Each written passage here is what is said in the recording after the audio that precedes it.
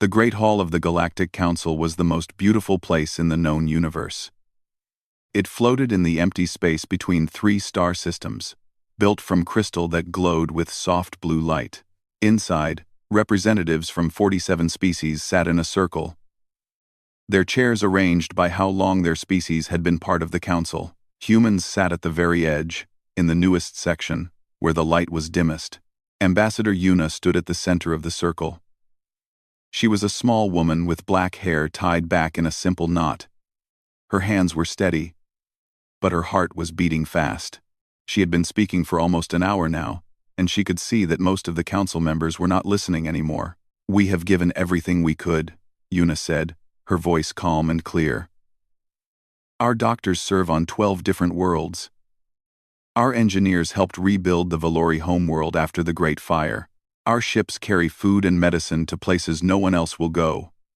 We are not asking for special treatment. We are only asking to stay." High Arbiter Torvax rose from his seat. He was tall, almost 3 meters, with pale blue skin and 4 arms that he folded across his chest. The Valori were one of the oldest species in the council, and Torvax had led them for 200 years. He looked at Yuna the way someone might look at a small insect. "Ambassador," Torvax said, "you speak of what humans have done, but you do not speak of what humans are. Your species is young. You have been traveling between stars for less than 300 years. You are emotional. You are unpredictable. You start wars over small things and make peace for strange reasons. The Council has watched you carefully, and we have decided that you are not ready." Yuna wanted to argue. She wanted to list every treaty humans had honored, every promise they had kept, every life they had saved. But she had already said all of these things, and no one had cared. "The Council will now vote," said the speaker, a being made of living light who served as the neutral voice in all meetings. "The question is simple. Should humanity remain a member of the Galactic Council, or should their membership be ended?" One by one, the representatives pressed the buttons on their chairs. Green for yes, humans should stay. Red for no, humans should leave. Yuna watched as the votes appeared on the great screen above them. Red, red, green, red, red, red. She stopped counting after the first 20 votes. It was clear which way this was going. Captain Han stood at the back of the hall, near the doors that led to the human ships. He was a military man, with gray hair and a face that showed no emotion. He had fought in 3 wars and negotiated peace in 2 more. He had seen many things in his 60 years of life, but he had never seen anything like this. The final count appeared on the screen. 41 votes against humanity. 6 votes in favor. Humans were no longer welcome in the Galactic Council. The hall was quiet for a moment. Then Councillor Vexus of the Drushan people stood up and began to clap his 4 hands together. Others joined him. Soon, most of the council was celebrating, their strange sounds of joy filling the crystal hall. Yuna did not move. She stood in the center of the circle, her back straight, her face calm. She would not give them the satisfaction of seeing her cry. Torvax walked toward her, his long legs covering the distance in just a few steps. He looked down at her with something like pity in his eyes. "You should not take this personally, Ambassador," he said. "Your species simply needs more time to grow. Perhaps in another 1,000 years, you will be ready to join civilized society." "We have been civilized for a very long time," Yuna said quietly. "We simply show it in different ways than you do." Torvax laughed. It was not a kind sound. "You show it by crying at funerals, by hugging your children, by writing songs about love and loss. These are the actions of animals, Ambassador, not of a species ready to stand among the stars." Yuna looked up at him. For the first time, there was fire in her eyes. "Those are not weaknesses, High Arbiter. They are the very things that make us strong." "Strong?" Torvax spread his forearms wide. "Humans are the weakest species we have ever met. You live for less than a century. Your bodies break easily. You cannot breathe in most atmospheres without help. You are small and soft and fragile. What strength could you possibly have? Yuna smiled, but it was a sad smile. One day, you will understand. I only hope it will not be too late when you do. She turned and walked toward Captain Han. The council members watched her go. Some still celebrating. Others already returning to their own conversations. Humans were not important enough to think about for long. Han fell into step beside Yuna as they walked through the crystal corridors toward the docking bay. Neither of them spoke until they were inside their ship, away from alien ears. How long do we have? Yuna asked. They gave us 30 standard days to remove all human presence from council space, Han said. I have already sent the orders. Our people will begin packing within the hour. Yuna sat down in one of the ship's chairs and closed her eyes. Do they understand what they have done? No, Han said. They think we are like the Korathi, who left the council 50 years ago and returned within a decade, begging to be accepted again. They think we will come crawling back. Will we? Han was quiet for a long moment. I do not think so. The Korathi left because they were proud. We are leaving because we were pushed. That is a very different thing. Yuna opened her eyes and looked out the window at the great crystal hall. Already, it seemed smaller than before. Less impressive. Less important. Send a message to Earth, she said. Tell them what happened. Tell them to prepare for our people to come home. And what about our stations? Our hospitals? The aid programs we run on 30 different worlds? Yuna stood up and walked to the window. Outside, she could see the ships of other species flying past, going about their business as if nothing had changed. For them, nothing had. Humans had always been a small presence in the galaxy. They would not be missed. Take everything, she said. Every doctor, every engineer, every teacher and builder and helper. Leave nothing behind. If they do not want us, then they will learn what it means to live without us. Han nodded slowly. That is a hard choice, Ambassador. They made it for us, Yuna said. We are simply respecting their wishes. She watched as their ship pulled away from the council station. The crystal hall grew smaller and smaller until it was just a point of light among the stars. Somewhere behind them, the council was still celebrating. They did not know what they had just lost, but they would learn. They would all learn. The human hospital on Drashan Prime was the largest medical center on the planet. It had been built 50 years ago, when a terrible disease swept across the Drashan homeworld and killed millions. Human doctors had come to help, and they had stayed. Now, the hospital served over 10,000 patients every day, treating injuries and illnesses that Drashan medicine could not cure. Dr. Minho stood in the main hallway, watching his staff pack equipment into large metal boxes. Around him, Drashan patients watched with confusion in their large yellow eyes. They did not understand what was happening. No one had told them yet. A young Drashan child walked up to Minho and tugged at his white coat. The child was missing one of her 4 arms, the result of a birth defect that human surgery would have fixed next week. Doctor, she said, her voice small and scared. Where are you going? No. Minho knelt down so he could look at her directly. She was only about 7 years old in human terms, though the Drashan measured age differently. He had been her doctor since she was born. We have to leave, he said gently. The council has asked us to go. But my arm, the child said. You were going to give me a new arm. Minho felt his heart break, but he kept his face calm. I know. I am so sorry. But the council says humans cannot stay here anymore. Why? It was such a simple question. Why? Minho did not have a good answer for her. Sometimes, he said, people make decisions that do not make sense. But you will be okay. Your own doctors will take care of you now. The child looked at him for a long moment. Then she turned and walked back to her mother, who was waiting in one of the hospital beds. The mother's eyes met Minho's across the room. She did not say anything, but he could see the fear in her face. On the planet Valori, Commander J supervised the closing of the human engineering station.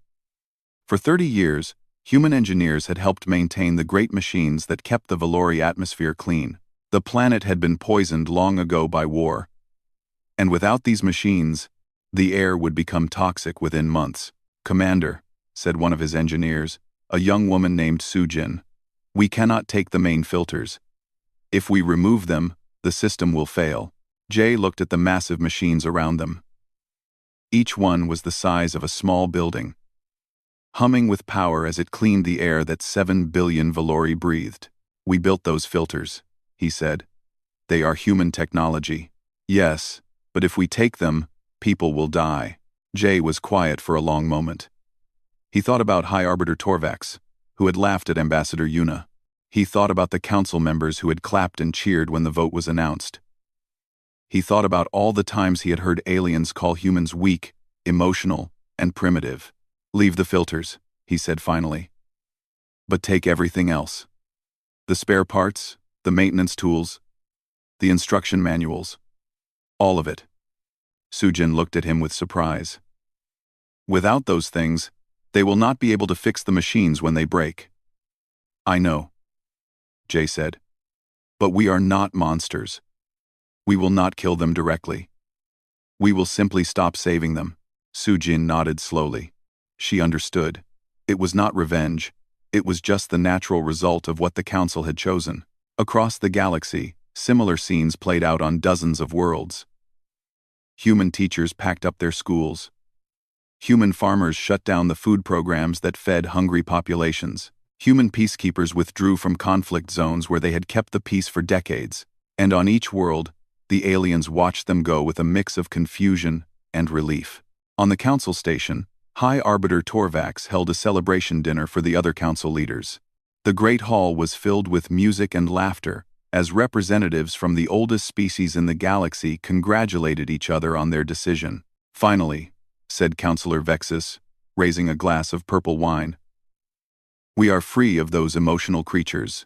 Do you know, I heard that a human doctor on my homeworld actually cried when he had to tell a patient they were dying. Can you imagine? A medical professional, crying like a child." The other counselors laughed. Torvax smiled and took a drink from his own glass. "Humans never understood their place in the universe," he said. "They thought that kindness was the same as strength. They thought that caring about others made them important. But we know the truth. The universe respects power, not feelings." "What do you think they will do now?" asked Representative Morix of the Thalen people. He was smaller than the others, with silver skin and large dark eyes. His species was young, like the humans, but they had been more careful to follow council rules. "They will survive, I suppose," Torvax said with a wave of his hand. "They have their little corner of the galaxy. They can live there and be emotional all they want. They are no longer our concern." "But what about the work they were doing?" Morix pressed. "The hospitals, the food programs, the peacekeeping missions?" Vexus laughed. "Others will take over. We managed fine before the humans came. We will manage fine now that they are gone." Torvax nodded in agreement. "The humans liked to think they were special. They liked to believe that they were necessary. But no species is truly necessary. The galaxy will continue without them, just as it always has." The celebration continued late into the night. The council leaders drank and laughed and told stories about all the strange things humans had done over the years. They talked about human music, which was too emotional; human art, which was too colorful; human relationships, which were too complicated. Not once did they talk about human medicine, which had cured diseases that had killed millions.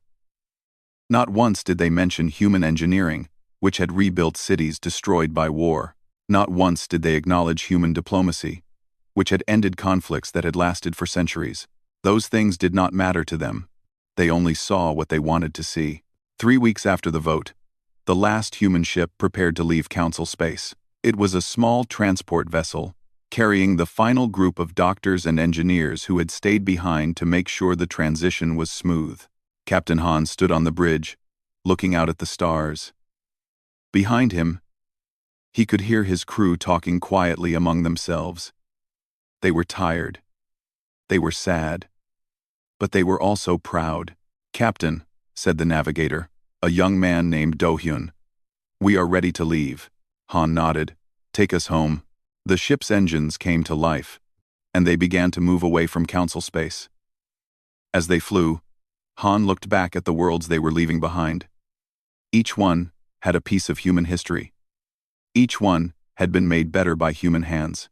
Now, those worlds would have to survive on their own. "Do you think they will be okay?" Do-hyun asked quietly.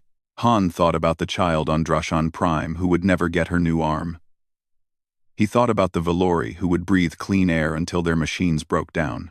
He thought about all the people who had depended on human help and would now have to depend on species who had never cared about them.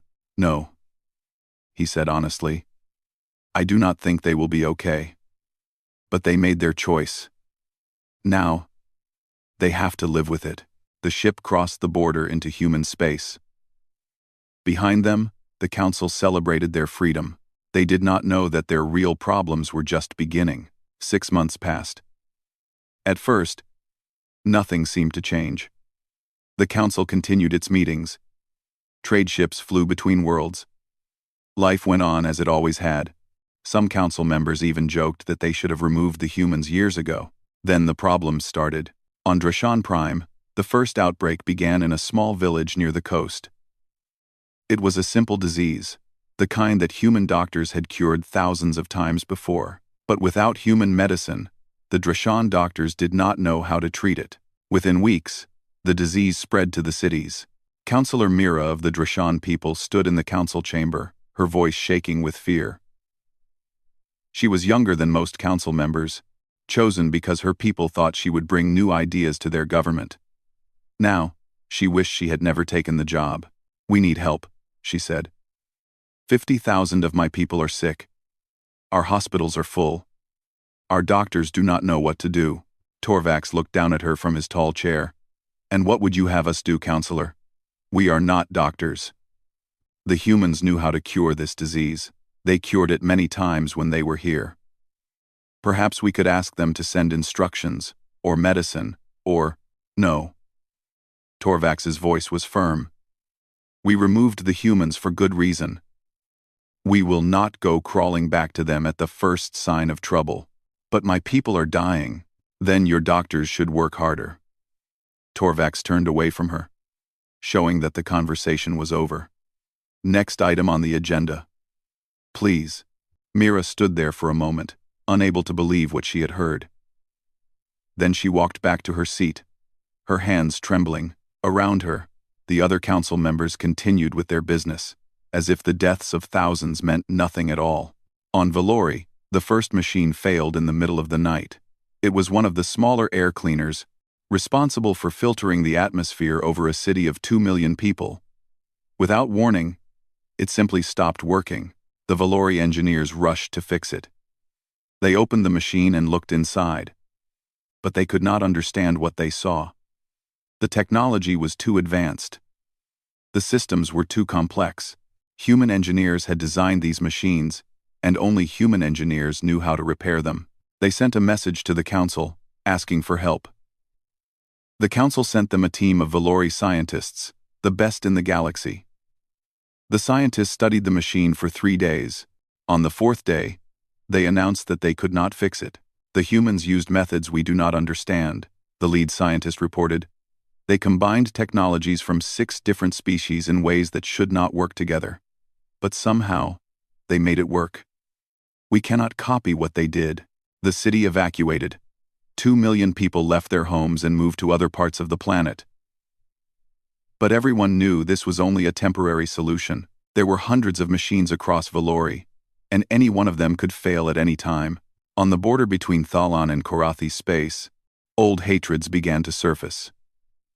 For 30 years, human peacekeepers had maintained a fragile peace between the two species. They had stood on the border, not as warriors, but as witnesses. Their presence reminded both sides that the galaxy was watching. Now, the humans were gone, and without witnesses, old enemies saw an opportunity. The first shots were fired over a mining station that both species claimed as their own. It was a small fight. Just a few ships exchanging fire before retreating. But it was enough. War had returned to a region that had known peace for 3 decades. Representative Morix of the Thalan came to the council meeting with blood on his clothes. Not his own blood, the blood of his brother, who had died in the fighting. "You must help us," he begged. "Send peacekeepers. Send diplomats. Send anyone who can stop this war before it grows." "The council does not interfere in regional conflicts," Torvax said. "You know this, Representative. It has always been our policy. The humans interfered. They kept the peace for 30 years. The humans are gone," Torvax reminded him. "And we are better for it. Your conflict is your own problem. Solve it yourselves." Morix looked around the chamber at the other council members. Some looked away. Others pretended to be busy with their own concerns. No one would meet his eyes. "You are all cowards," he said quietly. "The humans had the courage to stand between 2 armies. You do not even have the courage to look at me." He walked out of the chamber. The council continued with its business. In her private quarters, Councillor Mira could not sleep. Every time she closed her eyes, she saw the faces of her dying people. She heard their cries for help. She smelled the sickness that filled the hospitals. She pulled up records from before the humans left. She watched videos of human doctors working in Drashan hospitals, treating patients with skill and kindness. She read reports about human nurses who held the hands of dying patients so they would not die alone. "Too emotional," she whispered to herself, repeating what Torvax had said. "Too weak. Too human." But she was beginning to wonder if those things were really weaknesses at all. She found a message that Ambassador Yuna had sent to all council members before the vote. Mira had deleted it without reading at the time. Now, she recovered it and opened it for the first time. "I know you will vote against us," Yuna had written. "I know you think we are too young, too emotional, too different. But before you vote, I ask you to consider one thing. Humans do not help others because we expect something in return. We help because it is right. We help because we cannot look at suffering and do nothing. We help because that is who we are. One day, you may understand why that matters. I only hope it will not be too late when you do." Mira read the message 3 times. Then she began to cry. Across the galaxy, the cracks were spreading. More machines broke down. More diseases spread.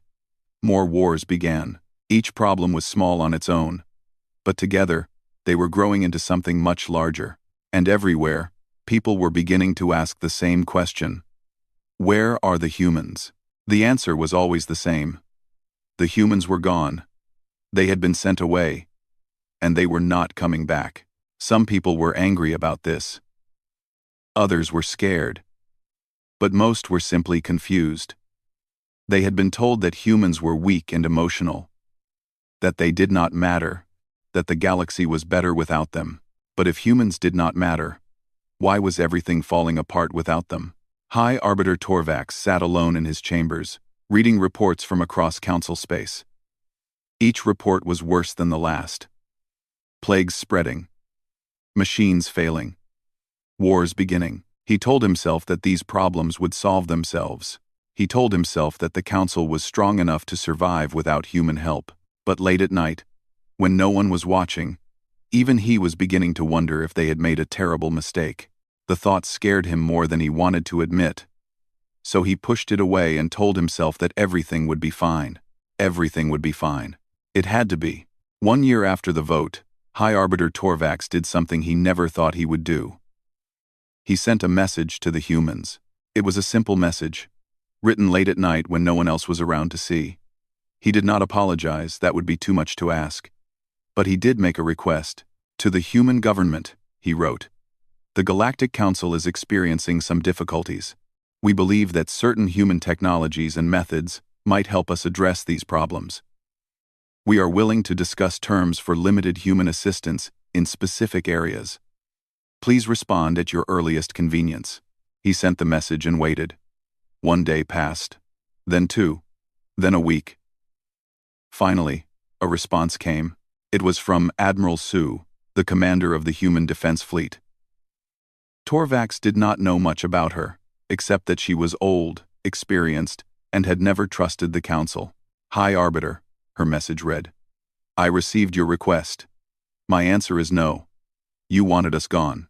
We are gone. Live with it. Torvax read the message 5 times. He could not believe what he was seeing. How dare the humans refuse? Did they not understand that millions of lives were at stake? He sent another message, this time more urgent. He explained about the plagues, the failing machines, the wars spreading across council space. He even mentioned the children who were dying because there were no human doctors to save them. Admiral Sue's second response was even shorter than the first. You called us emotional. You called us weak. You said we were not ready for civilized society. These are your problems now. Solve them yourselves. Torvax stood up from his desk and swept everything onto the floor. Datapads crashed and papers scattered, but he did not care. He was furious. He was terrified, and deep down, in a place he did not want to look, he was ashamed. On Drashan Prime, Counselor Mira made her own decision. She would not wait for the council to help her people. She would find another way. She took a small ship and flew to the border of human space. At the checkpoint, human guards stopped her and asked what she wanted. My name is Mira, she said. I am a counselor of the Drashan people. I need to speak with Ambassador Yuna. Please. My people are dying. I will do anything. The guards looked at each other. Then one of them spoke into a communicator. After a long wait, he turned back to Mira. The ambassador will see you. Follow our ship. They led her to a human station near the border.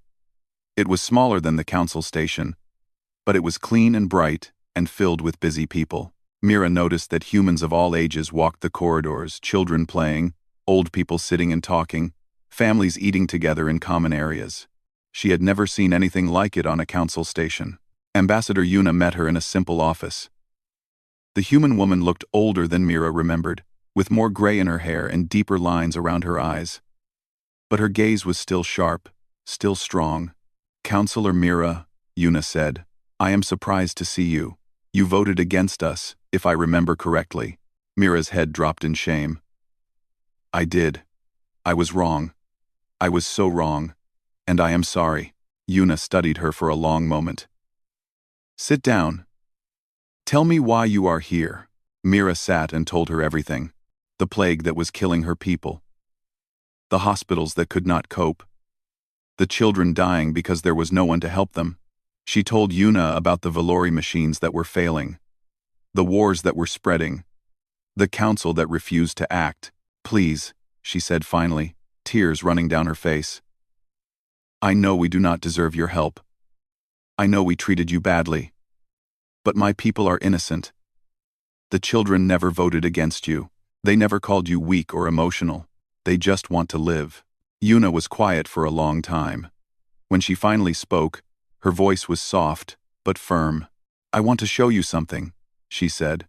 She pressed a button on her desk, and a screen came to life. It showed a recording from the council meeting, 1 year ago.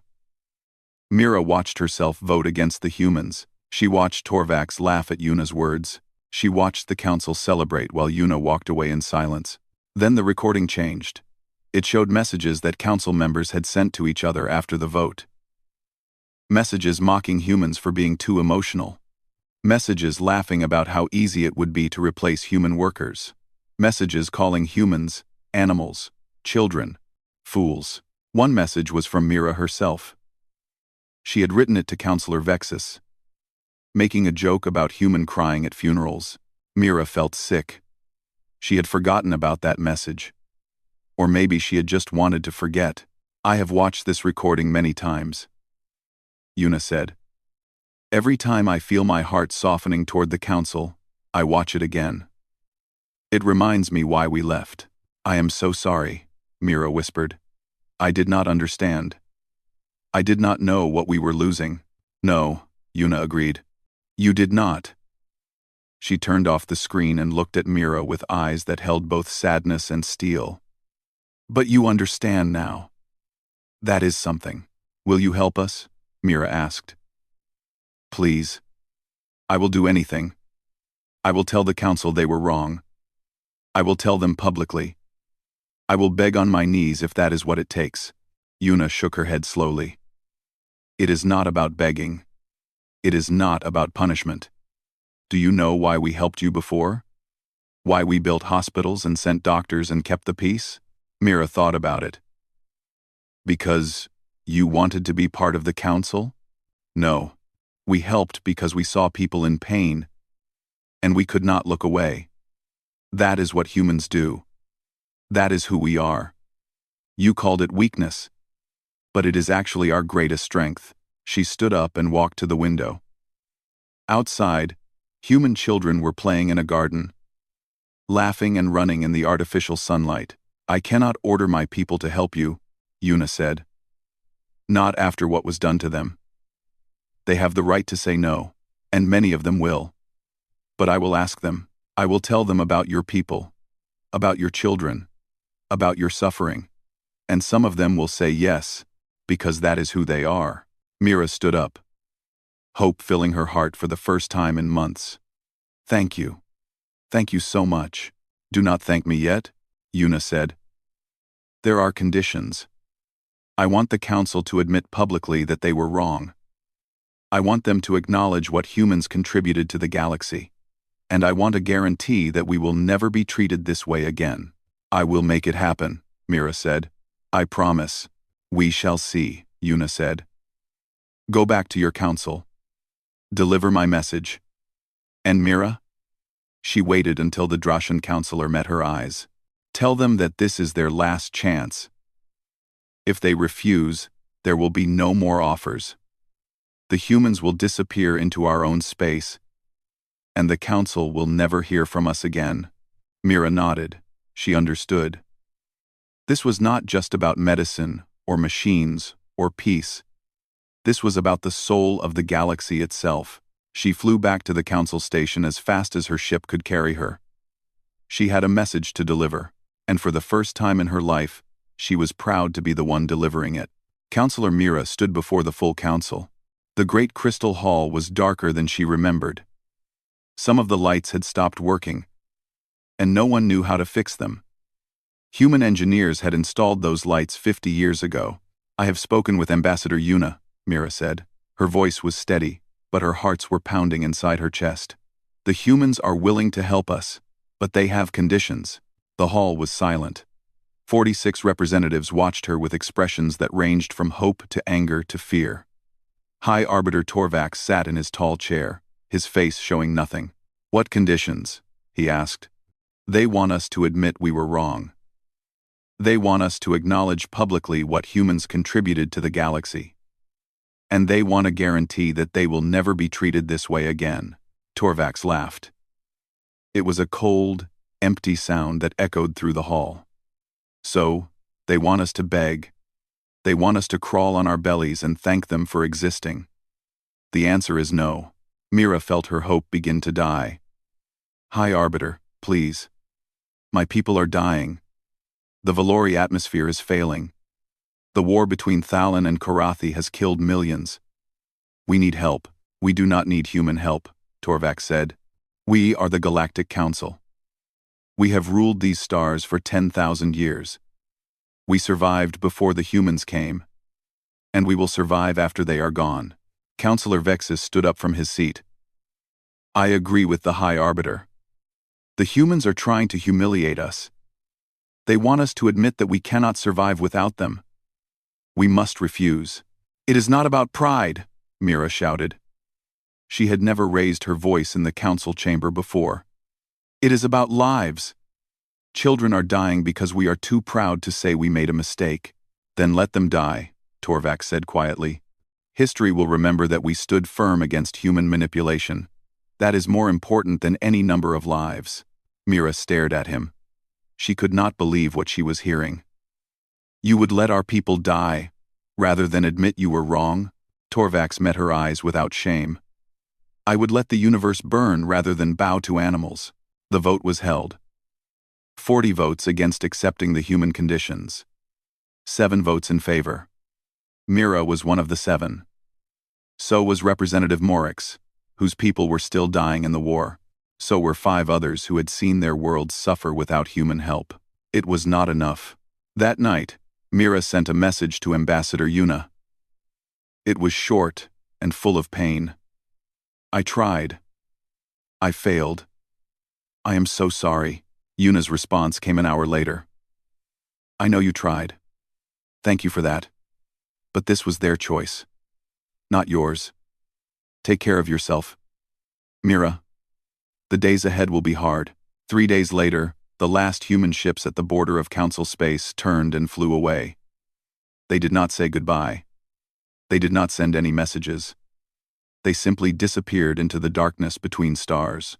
On Drashan Prime, the plague continued to spread. The death count reached 100,000, then 200,000, then stopped being counted at all. There were too many dead to count. On Valori, the atmosphere machines failed one by one. Cities that had stood for centuries were abandoned. Millions of people crowded into smaller and smaller areas, breathing air that grew thicker and more toxic with each passing day. The war between Thalan and Korathi spread to other systems. Old enemies saw weakness and attacked. New wars began. The peace that had held the galaxy together for centuries was falling apart. And through it all, the Council did nothing. They held their meetings. They passed their resolutions. They gave their speeches about strength and pride and the importance of standing firm. But their words meant nothing. They could not cure diseases. They could not fix machines. They could not stop wars. They could only talk. And talking had never saved anyone. High Arbiter Torvax sat alone in his chambers, surrounded by darkness. The lights had failed weeks ago, and no one could fix them. He read reports by the glow of a small emergency lamp, each one worse than the last. His own planet was dying. The atmosphere machines had failed completely. Emergency shelters were being built underground. But there was not enough room for everyone. Millions would die in the coming months. He thought about what Yuna had said on the day of the vote. One day, you will understand. I only hope it will not be too late when you do. It was too late. He understood that now. But the understanding brought no comfort. In the Great Hall, Councillor Mira gathered with the other representatives for what might be their last meeting. The crystal walls were dark. The chairs were half empty. Many councillors had returned to their homeworlds to face the end with their people. We should send another message to the humans, Morik said. His voice was tired, broken. Half of his species was dead. We should beg them to come back.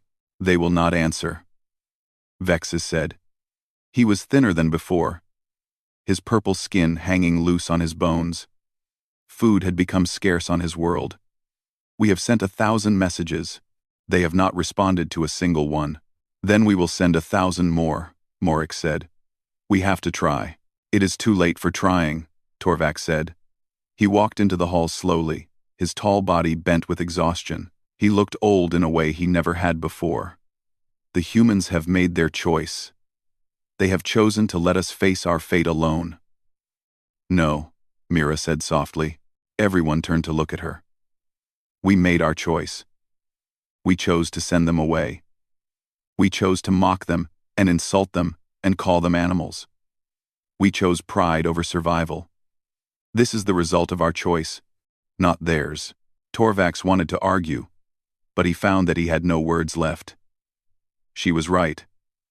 He had known she was right for a long time now. He had just been too proud to admit it. What do we do now? Vexus asked. There was no mockery in his voice anymore, just fear. No one answered. There was nothing to do. The humans were gone, and they were not coming back. The Council would have to face the future alone. With whatever strength they had left, it would not be enough. They all knew it would not be enough. The meeting ended in silence. One by one, the councillors left the hall and returned to their ships, their homes, their dying worlds. Soon, only Mira remained. She stood in the center of the great crystal hall, in the same spot where Yuna had stood 2 years ago. She remembered how the human ambassador had looked small, alone, surrounded by enemies. She remembered thinking that Yuna was weak, that humans were weak, that the council was strong. She had been so wrong. I am sorry, she whispered into the empty hall. I am so sorry for what we did. There was no answer. There would never be an answer. The humans had spoken their final words long ago, and now there was only silence. Outside the crystal walls, the stars shone cold and distant. Somewhere out there, in a corner of the galaxy that the Council had never bothered to explore, humanity was building a new future. They were safe, they were strong, they were together, and the Council, the proud and ancient Galactic Council, was alone. They had wanted the humans gone. They had gotten what they wanted. Now they would live with it, for whatever time they had left. Mira turned off the last light in the hall and walked away into the darkness. Behind her, the great crystal chamber sat empty and silent, a monument to pride and foolishness. The humans had been right all along. Kindness was not weakness. Compassion was not foolishness. And sometimes, the most powerful thing in the universe was simply the willingness to help. The Council had forgotten that truth. And by the time they remembered it, it was far too late. The silence of the empty hall was their only answer now. It was the only answer they deserved.